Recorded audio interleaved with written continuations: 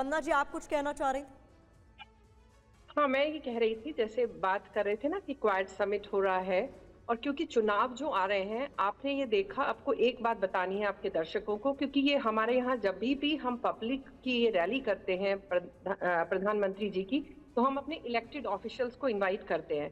पर इस बार ऐसा कुछ नहीं हो रहा, क्योंकि आप भी जानते हैं कि चुनाव सिर्फ 1.25 महीना है, नहीं तो हम लोग के सारे कांग्रेसमैन वगैरह भी आते हैं, but this has not been done this time to keep it, because Bharat जो है जिस तरह से उस पर इल्जाम लगाते कि इन्फ्लुएंस कर रहा है चुनावों को, तो ऐसा नहीं है जिस तरह से अमेरिका चाहता था, बट लेकिन अमेरिका सक्सेसफुल नहीं हुआ मई 2024 में। धन्यवाद।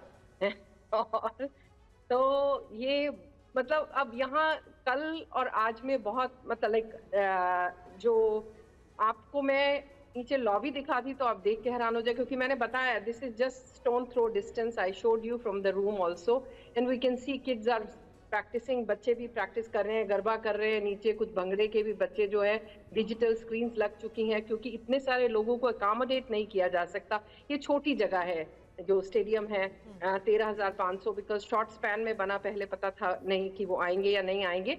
और एक जो बात जी ने कही कि भारत ही है, और जो ये कहा कि किस तरह से लोग चाहते हैं युद्ध, यहाँ पे भी कोई नहीं चाहता, बट लेकिन किसी में इतना दम नहीं कि कोई बात कर, पर अमेरिका नहीं चाह रहा। अगर अमेरिका चाहता तो हमारे जो अभी ट्रम्प है, उन्होंने तो कहा था before I take an oath I will make sure कि the war is stopped. So that is what, because अगर हम हथियार देते जा रहे हैं उधर से, बट ये तो यूक्रेन के जो अध्यक्ष हैं उनको भी सोचना चाहिए कि आप जमीन पे तो आप ही की तबाही हो रही है।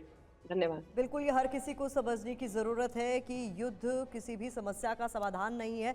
संदेश जी, आपका भी मैं व्यू पॉइंट जानना चाहूंगी। और चीन की तरफ से, जैसा कि हमने कहा था पहले भी, प्रोफेसर अमिताभ ने भी जिक्र किया, इसे एशियाई नाटो बताने की कोशिश की जाती है, क्वाड को समय समय पर इसका विरोध करने के लिए। आपका उस पर व्यू पॉइंट? देखिए, निश्चित रूप से चाइना तो इसको बोलेगा ही, लेकिन आप समझने की कोशिश करिए, नाटो का जब गठन हुआ या तब से लेके आज तक नाटो ने जिस तरह से काम किया, उस पूरी प्रक्रिया में भारत कहीं शामिल रहा। भारत हमेशा उसका विरोध करता रहा, और 2007 में अगर क्वाड की जब स्थापना हो रही थी, उसमें भी भारत के अपने कंसर्न से कि क्वाड को क्यों बनाया जा रहा है, क्या ऑब्जेक्टिव्स है, दैट शुड बी क्लियर, वो एक सुनिश्चित तरीके से हमारे सामने रखी जानी चाहिए। तो भारत कभी नहीं कहा कि हमें नाटो की तरह ग्रुप बनाना चाहते हैं या सिक्योरिटी आर्किटेक्चर बनाना चाहते हैं, उसकी तरफ आगे बढ़ रहे हैं।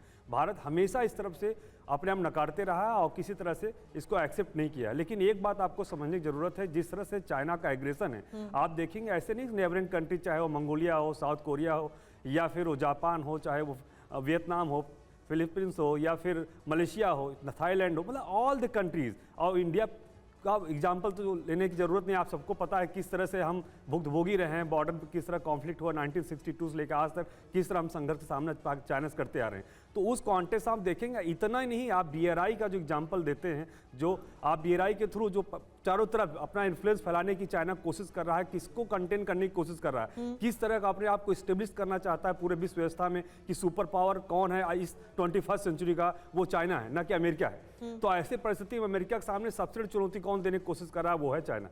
तो वहां सवाल उठता है अमेरिका किस तरह से काम करे।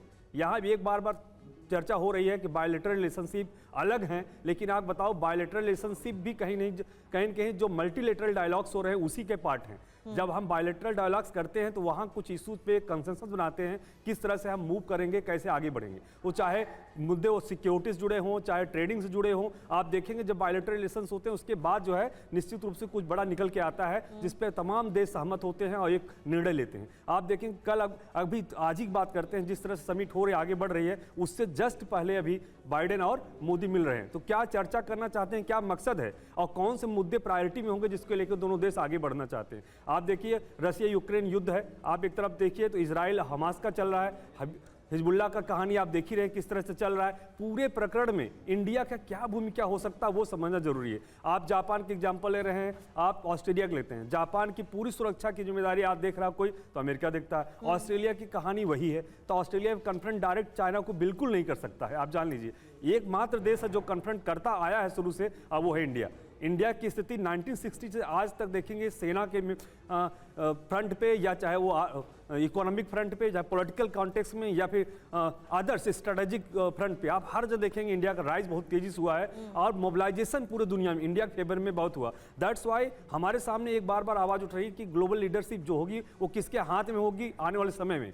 आज देखिए ग्लोबल साउथ में अगर किसी लीडरशिप है तो इंडिया है, वो तो डिक्लेयर्ड है, इसमें कोई डाउट नहीं। Two other countries are also there, ये नहीं कह सकते अदर कंट्रीज नहीं कर रहे हैं, चाहे ब्राजील हो, चाहे मैक्सिको हो, चाहे अदर कंट्रीज में आप ले लीजिए ये क्या बोलते हैं इधर इंडोनेशिया हो, ये सब कंट्री शामिल हैं। तो ये सीमित कर देना सिर्फ इंडिया ऐसा नहीं है, लेकिन इंडिया के अंदर वो एबिलिटी है सबको लेके आगे बढ़ने की, और वो इंडिया ने प्रूव किया। आप कोविड-19 जैसे क्राइसिस समय में जिस तरह से इंडिया ने पूरे देश दुनिया को रास्ता दिखाया, वो एक बड़ा एग्जाम्पल है। दिखाता है जब लोग वैक्सीन नेशनलिज्म की बात कर रहे थे, अपनी अपनी मेडिसिन को, वैक्सीन को अपने लोगों के लिए सिक्योर कर रहे थे, उसमें इंडिया जैसा देश जो खुद संघर्ष कर रहा था, largest populated country of world है, वो दुनिया को मेडिसिन प्रोवाइड कर रहा था। तो ऐसे छोटे छोटी चीजें जो ह्यूमैनिटेरियन एफर्ट है वो दिखाने की कोशिश करता है। तो आप जो कहते हैं कॉमन गुड की जो बात करता है इंडिया शुरू से ही, आप यहाँ भी देख लीजिए जिस तरह से लास्ट ईयर G20 समिट हुई, आप देखिए one earth one family one future पे हुआ, वहाँ भी ऑब्जेक्टिव वसुधैव कुटुंबकम का था कि पूरी दुनिया एक परिवार है और उसमें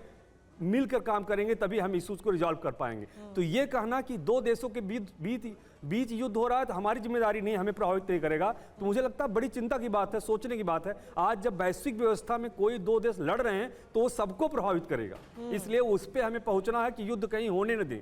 लेकिन युद्ध नहीं होने दें, इस पे पहुंचना ही बड़ा मुश्किल काम है, क्योंकि अमेरिका जैसे देश, यूरोपियन देश जो आर्म्स प्रोड्यूसर्स हैं, रसिया ले लो, वो कभी नहीं चाहेंगे युद्ध बंद हो, युद्ध होते रहे, उनके लिए भी एक बिजनेस है। तो बिजनेस सबसे इंपॉर्टेंट आज के प्रेजेंट टाइम में, और उस बिजनेस के मॉडल में इंडिया कहाँ फिट है।